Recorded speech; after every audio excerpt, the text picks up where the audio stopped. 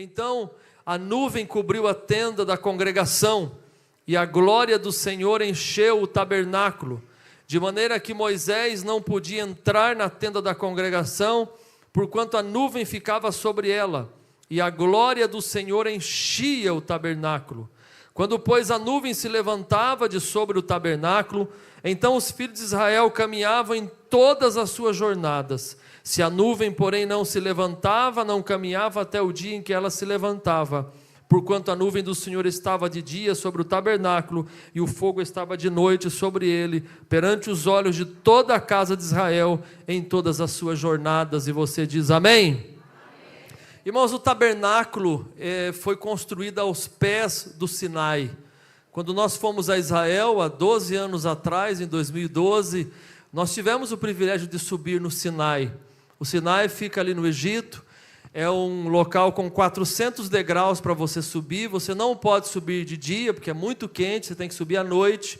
E nós subimos aquele monte para chegar no topo do monte, onde Moisés recebeu as leis de Deus. Nós tínhamos um homem, irmão Oswaldo Martins, já falecido, e era mecânico há mais de 50 anos, membro da igreja nossa na sede há mais de 40 anos. E ele fez um propósito com o Senhor naquela viagem. Ele disse: Senhor, eu estou indo essa viagem, eu nunca andei de avião, nunca saí do Brasil, mas eu estou com desejo nessa viagem. Eu queria pedir ao Senhor que me batizasse com o Espírito Santo lá no topo do Monte Sinai, onde Moisés recebeu a lei do Senhor. E ele não contou para ninguém esse voto, foi ele Deus, ele contou depois para mim.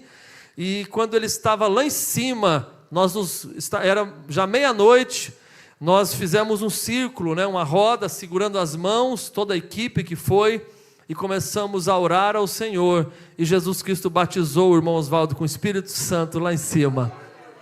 Portanto, o tabernáculo era um local móvel, e essa história do tabernáculo, ela começa depois do Egito. Você começa Gênesis com Abraão, Isaac, Jacó, os seus filhos, seus 12 filhos, depois as 12 tribos de Israel.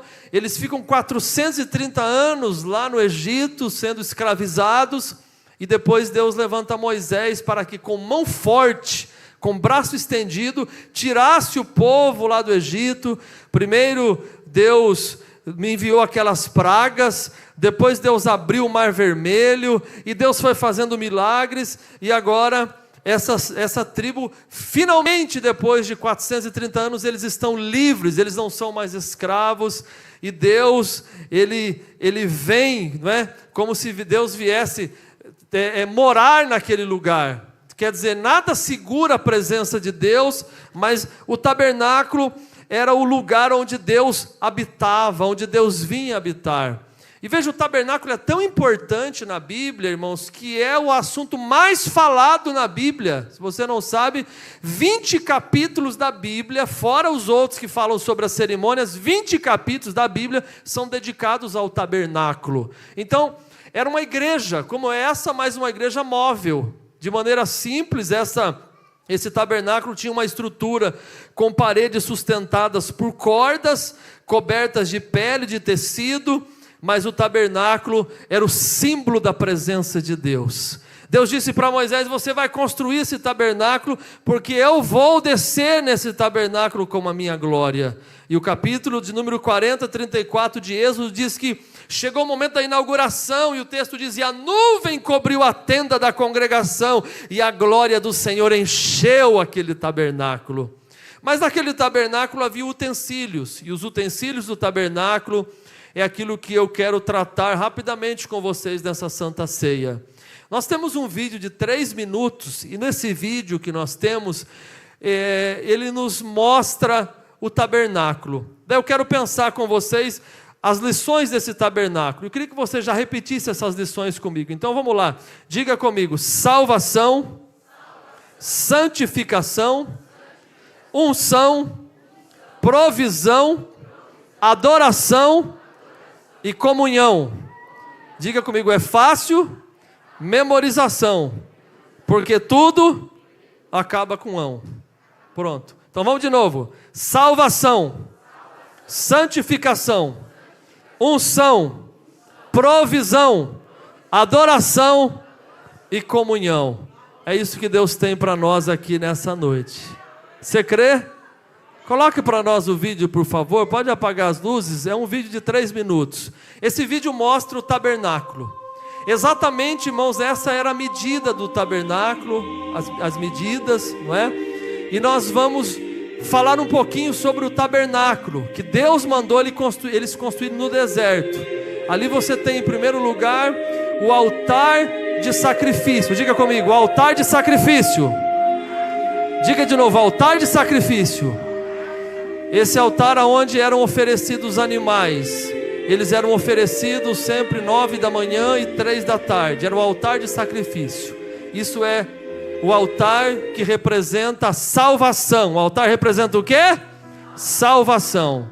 Ao lado, um pouco depois do altar de sacrifício, você tinha a bacia, não é? Você tinha o lugar, o lavatório para lavar as mãos. Nesse altar de sacrifício se colocava sangue nas pontas do altar. E agora você tinha um pouquinho à frente o lugar onde eles lavavam as mãos, ou aonde eles se limpavam para entrar, e é chamado esse lugar de pia. Como é que é chamado esse lugar? Pia. Diga comigo aí, significa santificação. Vamos lá? Santificação. Eu estou simbolizando, né?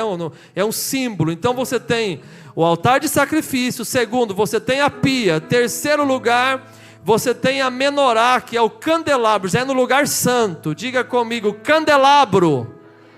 De novo, candelabro. Ele fala da unção. O candelabro era aquela haste ali, eram 7 hastes, e em cima daquelas hastes, irmãos, tinha um lugar para colocar azeite. É por isso que a Bíblia diz, o fogo arderá sobre o altar e não poderá se apagar. O azeite tinha que estar ali, para o fogo estar aceso. Aí era a mesa dos pães, vamos lá? Mesa dos pães. Mesa dos pães fala de provisão. Mesa dos pães fala do quê? Eram 12 pães representando as 12 tribos de Israel. Uma vez por semana era trocado, e a tribo de Levi podia inclusive se alimentar. Aí é o altar de incenso, vamos lá? O altar de incenso fala da adoração. Diga comigo, adoração. O altar de incenso. E o incenso era um cheiro suave de adoração. Mas lá no Santo dos Santos, olha a cortina que abriu quando Jesus na cruz morreu. O véu se rasgou de alto abaixo. Nós temos a Arca da Aliança. Diga, Arca da Aliança. Arca da Aliança. Agora diga, comunhão. Comunhão com Deus. Comunhão com os meus irmãos. Porque eu estou no Santo dos Santos. Você pode louvar a Deus por isso. Dentro da arca tinha as tábuas da lei, o maná e a vara de Arão que floresceu. Dentro da arca tinha as tábuas da lei, o maná e a vara de Arão que floresceu. Obrigado, queridos, a turma da mídia, o pessoal da diaconia, muito obrigado. O primeiro, irmãos, elemento que você enxergou ali comigo, que você viu nesse vídeo, é o altar de holocausto. Eram 2 milhões de pessoas, mas nesse local apenas o sacerdote podia entrar. E quando esse sacerdote entrava, ele entrava nesse local para oferecer os cordeiros em sacrifício ao Senhor. Os cordeiros eram oferecidos 9 da manhã e eram oferecidos às 3 horas da tarde. Jesus Cristo foi crucificado 9 da manhã e Jesus Cristo deu o brado na cruz 3 horas da tarde. Aquele sacrifício que era feito naquele local, irmãos, era um sacrifício tão tremendo que quando Abraão e Isaac, antes disso acontecer, lá em Gênesis, eles estão subindo ao Monte Moriá. Deus pede que Abraão sacrifique o seu filho para Deus, e diz, como prova do seu amor por mim, Abraão, me dê o seu filho. E ele, o menino, já era moço, não era criança não, porque a Bíblia diz que ele carregou a lenha nas costas, então não era um bebê, ele era um homem já, um moço, um homem forte, e ele está com a lenha, ele está com o cutelo, ele está com todos os elementos para subir ao Moriá, mas lá no meio do caminho, o filho quebra o silêncio, olha para o seu pai e diz, Abraão, meu pai, e Abraão diz, sim, meu filho, e ele diz, Abraão, meu pai, onde está o cordeiro para o sacrifício, meu filho? Eu estou vendo, meu pai, eu estou vendo aqui, meu pai, a preparação para fazer o fogo. Eu estou vendo o cutelo que a gente vai matar o cordeiro. Eu estou vendo a lenha que a gente vai fazer a fogueira. Mas pai, eu não estou vendo o cordeiro. E Abraão não contou para ele que o próprio filho dele seria o cordeiro.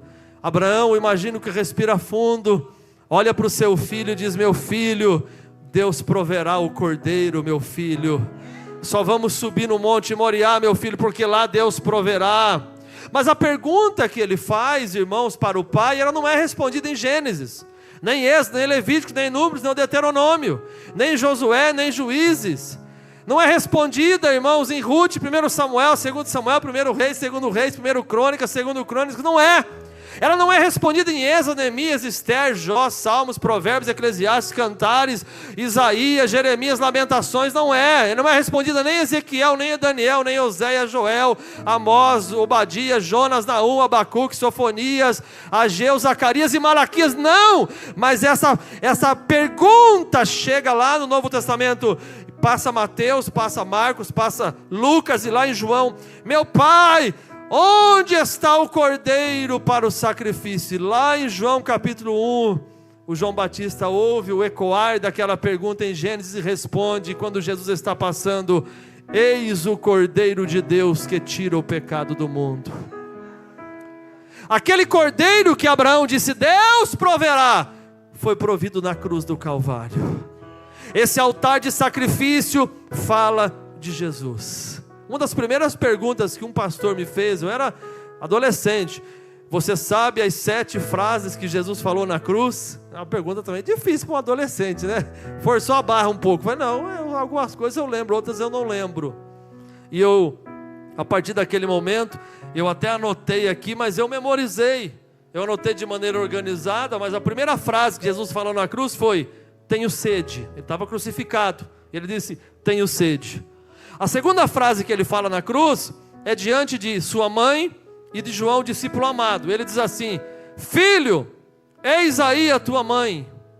Ou seja, cuida da minha mãe. Eu vou para o meu pai, mas a minha mãe, Maria, precisa de cuidado. Cuida dela. Segunda frase.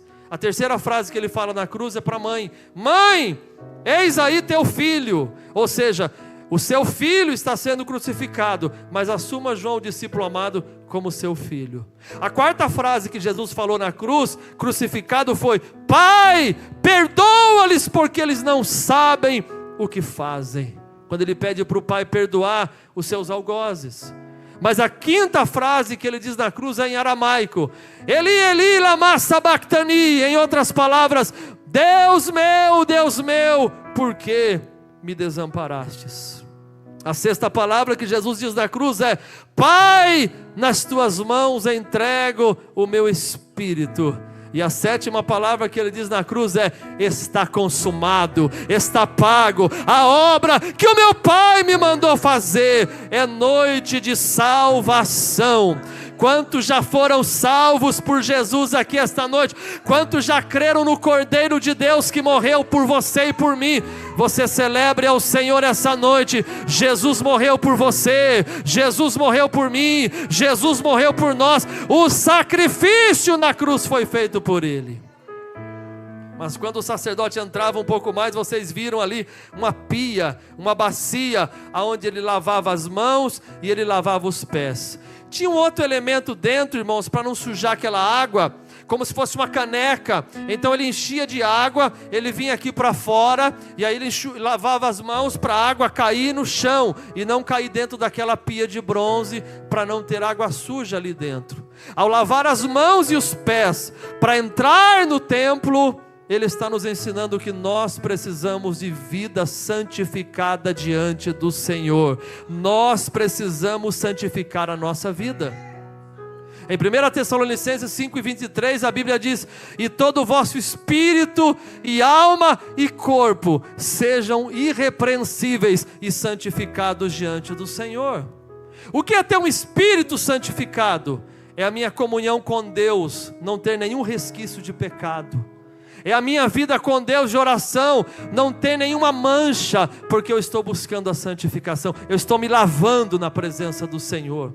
O que é ter uma alma santificada? É não ficar pensando bobagem, é não ficar pensando coisas malignas, é não ficar pensando e produzindo na sua cabeça coisas que vão te afastar de Deus. O que é ter um corpo santificado? É você ter os seus sentidos santificados, é você buscar a santificação nas suas mãos, para que você trabalhe de modo honesto e não de modo corrupto.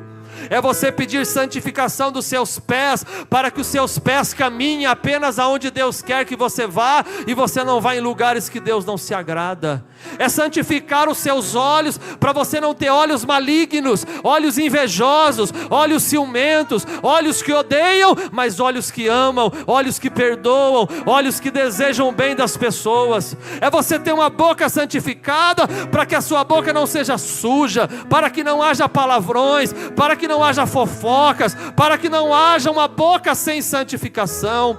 É você ter os seus ouvidos santificados, para não ouvir bobagem, para não ouvir conversa fiada, para não ouvir sites e não ver sites da internet que vão te afastar de Deus, para não ficar mergulhado em sites pornográficos que vão manchar a sua vida. Nesta ceia, Deus nos traz nessa noite para dizer: santificai-vos, santificai-vos, santificai-vos, santificai-vos, seja santo, porque eu, o Senhor, sou santo, diz a palavra de Deus. Santidade.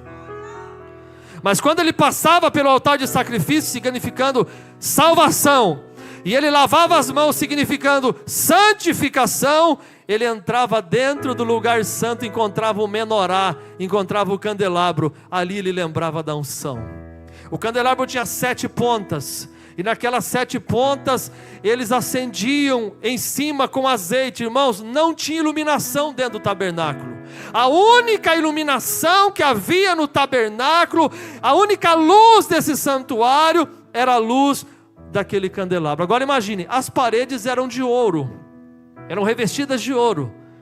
Quando aquele menorá acendia, irmãos, quando aquela lâmpada acendia, imagine aquela lâmpada resplandecendo nas paredes de ouro, e aquele ambiente brilhando com a glória de Deus. Ali fala da unção do Senhor na sua vida. Eu pergunto para você: você se sente vivo espiritualmente ou você está morto espiritualmente? Você se sente que está na luz ou você se sente que está em trevas?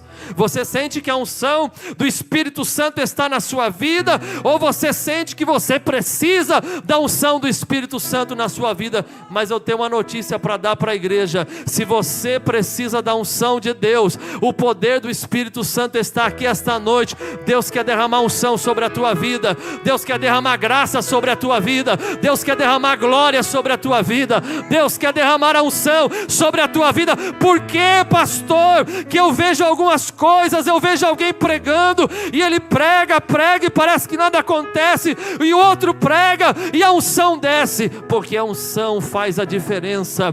Pregar com unção é uma coisa, pregar sem a unção de Deus é outra. Cantar debaixo da unção é uma coisa, cantar sem unção é outra. Tocar debaixo da unção é uma coisa, tocar sem a unção de Deus é outra. Ah, meu irmão, se você pode pedir isso ao Senhor como eu estou pedindo, peça e diga: me unge, Senhor, me enche do teu Espírito, meu Deus, me enche do teu poder, para que eu possa viver uma vida cheia da unção do Espírito Santo de Deus. Mas quando ele estava ali, ele lembrava do altar, que lembrava da cruz da salvação. Ele lembrava da bacia que ele lavava as mãos, era santificação. Ele olhava para esse lado, tinha a menorá, o candelabro, que significava unção. Mas quando ele olhava para a direita, obreiros, ele via uma mesa de pães, ele lembrava da provisão. Provisão. Olhar a mesa, essa mesa de ceia que está tão linda, e olhar para esses pães, simbolizando essa uva, simbolizando o sangue de Jesus, esses pães simbolizando o corpo de Cristo, e olhando para a mesa, nós lembramos: o meu Deus é o Deus de toda provisão. Quem essa semana teve o privilégio de tomar um cafezinho? Levanta a mão. Um café com leite, levanta a mão. Quem essa semana teve o privilégio de comer um ovo frito? Levanta a mão, levanta a mão. Ei. Quem essa semana teve o privilégio de tomar uma limonada, sei lá, uma coca, melhor limonada, hein? Quem essa semana, não, deixa as pizzas para lá, teve a oportunidade de poder saborear um almoço, um café da manhã, uma janta. Aleluia. Às vezes a criança, ela nem sabe o que está acontecendo, que o pai tem que trabalhar e tal. Ô mãe, está pronto o almoço? Com a fome? Daí está tudo pronto. A irmã teve saúde para preparar o arroz, o feijão. Aleluia. Oh, bendito é o Senhor, é o Deus da provisão. É o Deus que não deixa faltar nada para o seu povo. Não reclame se você não comeu aquela mistura que você queria, não. Deus vai abrir portas, mas Ele está provendo, Ele está cuidando de tudo. Uma Benedita tinha 9 filhos, a esposa do saudoso pastor Padilha, ela também já faleceu. E quando só tinha arroz e feijão, mãe, ora e come. Você também, ora e come. Você também, ora e come. Você também, ora e come. Você também, ora e come. Diga para alguém do seu lado, não reclama não, ora e come. Meu irmão, tem arroz e feijão, agradeça. Tem ovo frito, agradeça. Tem salsicha, sei lá o que lá, agradeça. É sopa, agradeça. Agradeça porque Deus está provendo. Deus está provendo. Deus está provendo. Vocês estão tudo internado bonito, aí não está internado no hospital, está de terno, é terno novo. As irmãs tudo com vestido novo, com sandália, tudo chique. É Deus provendo, é Deus provendo. É o Deus da provisão, é o Deus da provisão. E o Deus do céu mandou o maná para o povo. Como é que era o maná? Todo dia cedo era só buscar. Já pensou? Aleluia. Acordava cedo e ia lá buscar. Aí Deus falou assim, ó, é uma medida por família. Segunda, terça, quarta, quinta, sexta e domingo. Na sexta vocês pegam 2 doses, porque daí vocês comem sexta e sábado. Não pega mais porque apodrece. Daí o que os gulosos faziam? É pegar mais. Apodrecia, irmão. Irmão, a gula é um pecado. Glutonaria é pecado. Nós temos que ensinar isso, irmão. É coisa simples, nós temos que ensinar nossos filhos. Ensinar os seus filhos. Você vai comer, tem 4 bifes, tem 4 pessoas. O cara vai com o garfo, pega 3 bifes, põe no prato dele. Ah, se for eu arranco o bife. É o bife, rapaz, fominha. Você tem que ensinar. Você não tem noção. Você tem um copo assim, um negócio de suco, uma jarra. Você sabe que pode tomar à vontade, mas também não vai querer sozinho. Não, tem mais gente. Eu estou devagar, eu estou esquentando agora. Mas não pode comer muito, gente. É um negócio terrível. Sabe aquela... Não, faça isso não. Deus vai prover, Deus vai cuidar de tudo, não vai faltar nada. Deus vai abrir portas para você esse ano em nome de Jesus. Eu estou orando, irmão, o salário vai aumentar em nome de Jesus. Deus vai aumentar teu salário. Deus vai abrir porta. Deus vai fazer coisas grandes. Creia no Deus que manda o maná do céu. Quando eles precisavam de água, Deus dizia, toca na rocha. E a água fluía a água. Vai fluir esse ano em nome de Jesus. Vai fluir, tuas finanças vai fluir em nome de Jesus. Não interessa o prognóstico econômico. A palavra está sendo pregada do altar. E quando é uma palavra de profecia que sai do altar, esta palavra alcança o coração de quem crê. Diga comigo, salvação, santificação. Diga comigo bem alto, unção, provisão. Mas quando eles estavam chegando perto, lá do terceiro cômodo, que era o Santo dos Santos, tinha uma peça do tamanho desse púlpito, chamada altar de incenso. Acendia aquele incenso, e o cheiro era maravilhoso. Eram 11 especiarias, e pegava aquelas pedrinhas, e aquelas pedrinhas, na verdade, irmãos, na época antiga, elas eram esmagadas. E vão ficar bravas que eu vou tirar aqui, vai ficar, ai Jesus, quem mandou o pastor mexer nas nossas coisas? Mas é só para dar um exemplo. Você colocava as pedrinhas aqui, e você amassava. Quando estava só aquele pó, eles distribuíam aquele pó, e eles acendiam, meu irmão e minha irmã, aquele incenso. Aquela fumaça subia e invadia aquele lugar. Adoração.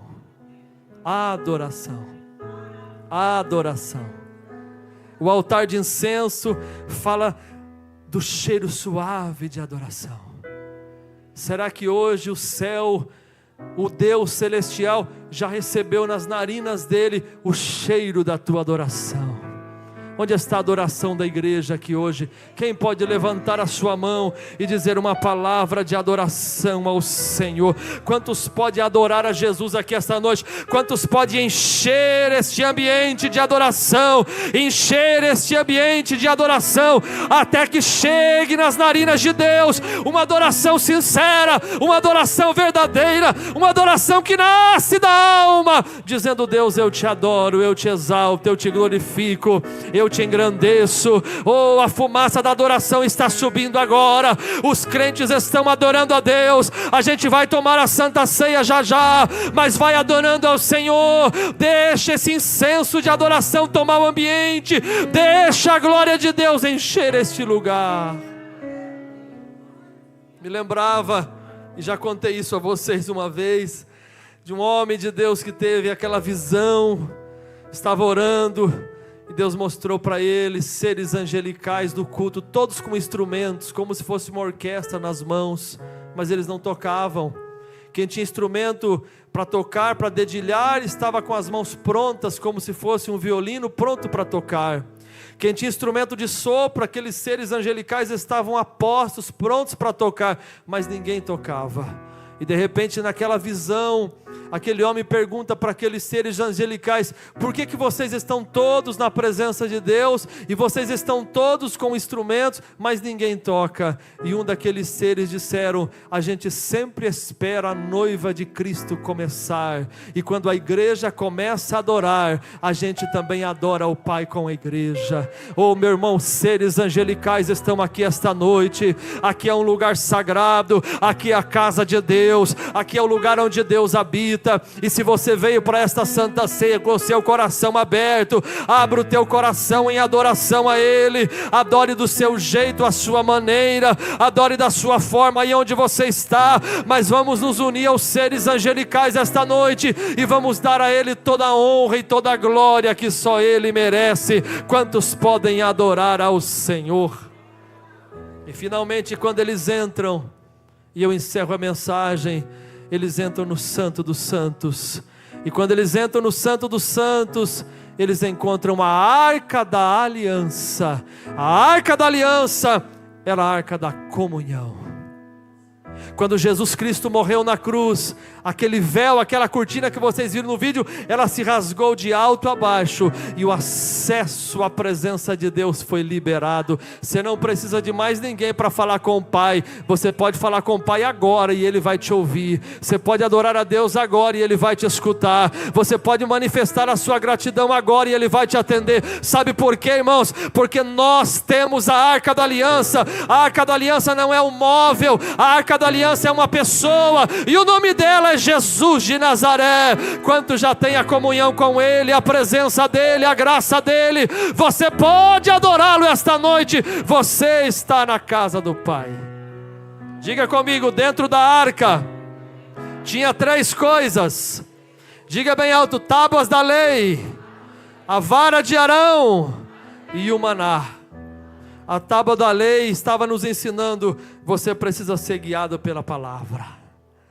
A vara de Arão estava nos ensinando: você está sendo guiado pelo Deus de milagres. E o maná estava nos ensinando: você está sendo guiado pelo Deus da provisão. Não apenas a mesa dos pães fala da provisão, mas o maná dentro da arca também fala da provisão. E agora, irmãos, quando você for orar, você pode orar com os utensílios do tabernáculo. Você está orando de: Senhor, nesse momento, Senhor, eu estou no altar de sacrifício, então quero orar agradecendo pela cruz, agradecendo pela obra, agradecendo porque o Senhor morreu por mim. Mas, Senhor, na oração eu caminho um pouquinho mais, e eu quero lavar a minha alma, Senhor, nesta pia. Eu quero pedir: santifica-me, Senhor, santifica os meus olhos, a minha boca, os meus ouvidos, os meus pés, as minhas mãos. Mas, meu Deus, na oração eu quero olhar para a menorá e dizer: Senhor, ilumina a minha vida, enche-me do teu Espírito, Senhor, me dá graça, me dá força. Mas, meu Deus, eu quero também olhar para a mesa dos pães e dizer: provê para minha casa, abre uma porta de emprego, manda a tua bênção sobre a minha família.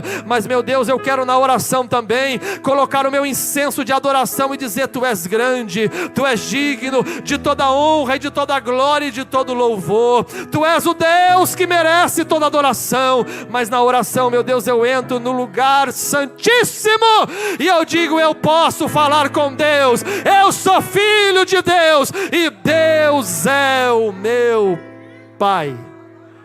Quem pode celebrar ao Senhor, levante a sua mão para o céu, diga uma palavra de adoração para Ele, diga uma palavra de louvor para Ele, diga uma palavra de exaltação ao nome dEle, porque Ele está aqui para receber a tua adoração. Enquanto eu prego, Ele pode te curar agora, Ele pode restaurar a tua vida agora, Ele pode te encher do Espírito Santo agora. A nuvem cobriu a congregação e a glória do Senhor encheu o tabernáculo. Vamos repetir essa frase bem alto, vamos lá? Então a nuvem cobriu a tenda da congregação e a glória do Senhor encheu o tabernáculo.